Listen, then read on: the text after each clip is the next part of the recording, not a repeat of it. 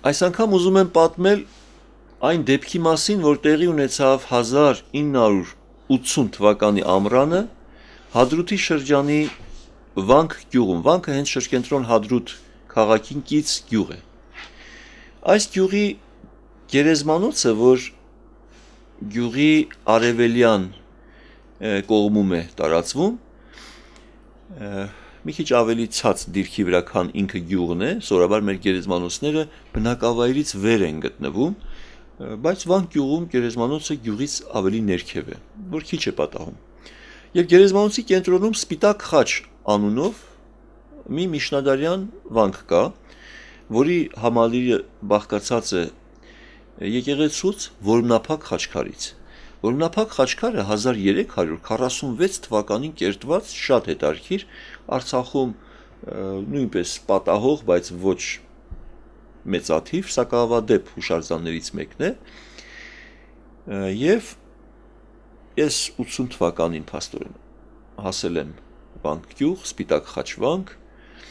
եւ ցանկություն ունեի լուսանկարել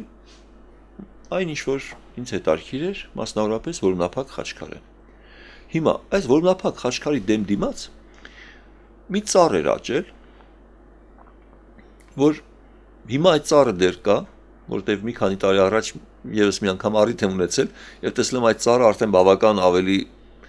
ուրեմն խոշորացել է անցած մի 20 տարիների ավել տարիների ընթացքում եւ բայց 80 թվականին էլ կար արդեն եւ խանգարում էր ինձ խաչքարը ճակատային լուսանկար անելու համար։ Հատկապես մի ճյուղը, որ շատ էր խանգարում, եւ մտածում էի եւ փորձում էի այդ մի ճյուղը կոտրել։ Քաշքշում եմ, շատ դալար ծառատեսակ է, ճկվում է, բայց չի կոտրվում։ Եվ բայց չեմ հրաժարվել մտքիցս, փորձում եմ ճյուղը անպայման կոտրել, որտեվ եթե դա էլ ուրեմն լիներ ամառվա ամիսներին, երբ որ ծառերը տերևակալած են, առհասարակ արդեն իսկ ճարտարապետական կառույցները լուսանկարելու շատ են խանգարում եւ քիչ թե շատ տանելի լուսանկար ունենալու համար ուզում էի գոնե այդ ճյուղը վերացնել։ Այդ պահին մեկ էլ գյուղից մի ծերունու ձայն եմ լսում եւ բայց առաջի պահին չեմ ենթադրում, որ դա ինձ է վերաբերում։ Շարունակում եմ իմ գործս, քաշքշում եմ այդ ճյուղը, որ դեռ եւ բայց վարքյանների մեջ տեսնում եմ, որ այդ ձայնը ավելի է ուժեղանում, որովհետեւ ով որ բղավում է դեպի ինձ է մոտենում եւ մի քանի վարքյան անց տեսա, որ արդեն գերեզմանոց ցանկապատ ուներ եւ մի փոքր փայտյա դարպաս տեսա, որ մարդը արդեն դարպասից ներս մտավ, լավ, եթե գերեզմանոցի տարածք մտավ, մեկն էլ չկա, ես եմ ու վերջ։ Ուրեմն հենց ճիշտ ինձ վրա է բարկացել մարդը։ Ուրեմն բղավոցները եւ ես այդ երկրորդ անգամն էր, որ Արցախ ոտք էի դրել եւ դեռ ճիշտն ասած այդ տարիներին բարբարի իմաստով էլ ամեն ինչ ինձ հասկանալի չէր, երբեմն դժվարությամբ էի հասկանում եւ ինչ էր ասում այդ պահին այդ զայրացած ծերունին ինձ համար շատ հասկանալի չէր, բայց մի բան պարզ էր, որ ոչ մի լավ բան չէր ասում։ Եվ գուցե հայհոյում էր իրենց բարբարով,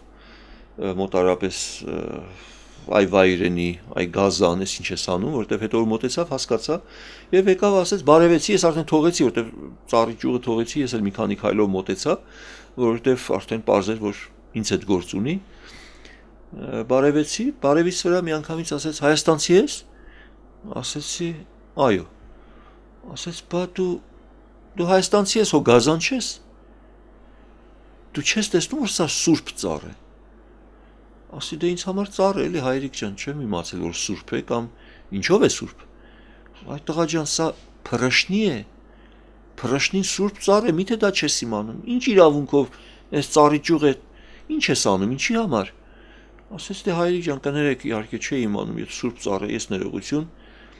բայց պարզապես ուզում էի այս որմնափակ խաչքարը լուսանկարել եւ այս ծառի հատկապես այս մի ճյուղը ինձ շատ էր խանգարում, ուզում էի այդ մի ճյուղը կոտրել։ Ուրեմն լսեց Շուռ եկավ դեպի ծառը, ասեմ, որ ձերքին ցակատ կար, ցակատը Արցախում տարածված աշխատանքային գործիք է, որ մոտարապես ասենք նման է կացինին, ձերքին էլ ցակատ ուներ, ուրեմն շուռ եկավ դեպի ծառը և թե ցածր էր խոսում, շատ ցածր ձայնով, և թե գումարած նաև բարբառը, այսինքն ես իրականում ոչ մի բառը չհասկացա ինչ է խոսում, 1 րոպեի չափ ծառի հետ զրույցի մեջ էր, զրույցի էր բռնվել, բանակցում էր, ես միայն կարող եմ գուշակել, որ հավանաբար ինչ էր ասում, որովհետև երբ որ ավարտեց զրույցը ծառի հետ, ցակատի մի հարվածով ինձ խանգարող այդ ճյուղը կտրեց, ասաց դե հիմա նկարի ու գնաց, երբ որ ուրեմն իր զրույցին այդ գործողությունը հետևեց, ես ուղղակի դրանից հետևեցրի, որ ենթադրում եմ անշուշտ, որ ծերունին ասում էր հյուր է, Հայաստանից եկել հասել է, ուզած ես խաչքարը նկարելն է, բայց երեխեքից չվնասես, թոռներից չվնասես, խնդրում եմ, ստիպված եմ, ենթադրում եմ այս կարգի մի զրույց ունեցավ ծառի հետ, և որից հետո ցակատի մի հարվածով այդ ճյուղը, ինձ խանգարող ճյուղը կտրեց ու գնաց, միշտ հիշում եմ այս դեպքը, և հպարտ եմ, որ մեր արցախահայերը գոնե որոշ ծառատեսակների նկատմամբ այդ ակնածանքը, այդ վերաբերմունքը ունեն, ունեցել են, հույսով եմ, որ նաև ունեն, որտև շատ տարիներ,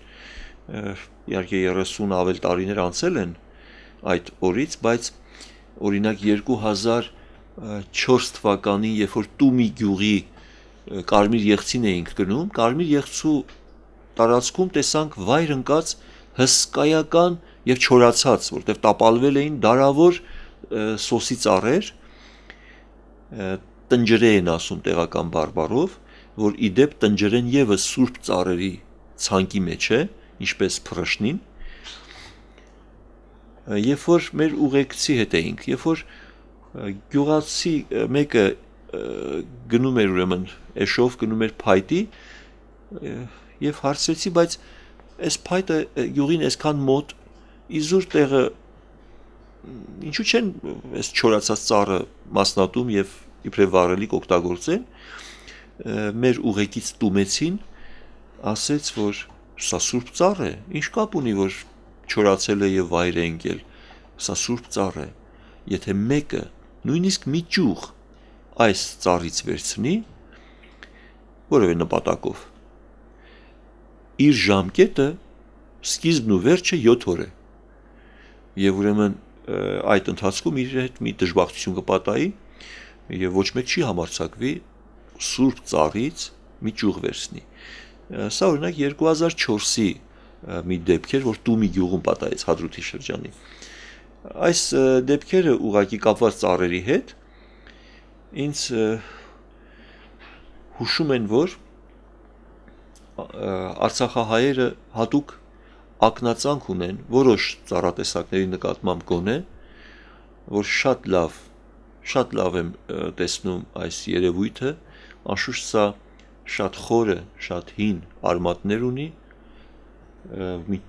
վստահ նախաքրիստոնեական շրջանից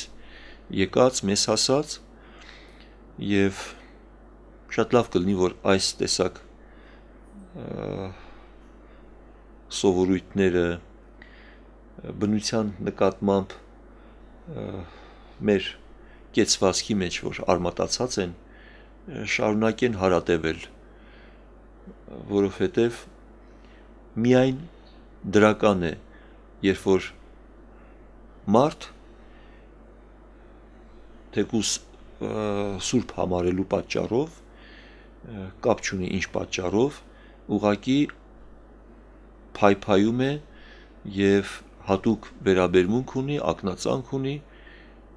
բնության տարբեր երևույթներին, անտառներին, որոշ ծառատեսակներին մասնավորապես, որ դա միայն դրական եմ տեսնում եւ շատ կուզեի, որ այդ սովորույթները մեր մեծերը անշուշտ փոխանցում են արցախահայերը, բայց քանի գնում է ժամանակի մեջ հիմա վստահ շատ բան է փոխվել այս տարիներին ազատամարտից հետո մարդ մտածում է, որ անշուշտ որոշ բաներ դեպի դրականն են գնացել, բայց որոշ բաներ էլ դեպի բացասական եւ բացասական գնացածների մեջ նա է, որ օրինակ Արցախը ոչ Բրազիլիա է, ոչ Ինդոնեզիա եւ ոչ Ռուսաստան, ոչ էլ Կանադա, որ հազարավոր կիլոմետրեր անծայրածիր անտառ ունենա։ Արցախը մի քանի ձորակ է, մի քանի փոքր անտառակներ կարելի է համարել այդ եւ մենք այ երկիրը չենք, որ կարող ենք փայտ մանրատախտակ արտահանել եւ բայց Արցախի սրտում փայտամշակման գործարան է հիմնվել, որը ըստ էության հոշոտում է մեր ռեսուրսները եւ այս պարագային ես համոզված եմ, որ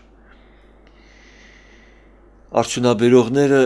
հաշվի չեն առնում սա սուրբ ծառ է, սա անսուրբ ծառ է, մորթում են համատարած եւ այս իմաստով իհարկե այն օրենքները, որ ունեինք եւ որոնցով ապրում էինք, նահանջում են, բայց միշտ հիշում եմ Վանք գյուղից այդ ծերունուն, որ բանակցեց ծառի հետ միջուղը կտրելուց առաջ եւ նաեւ Տումեցուն, որ ասեց այս ծառից մի ճյուղ վերցնողի ժամկետը 7 օր է։ Ուրեմն սա էլ ծառապաշտության հետ կապված հուշերից շարքի մեջ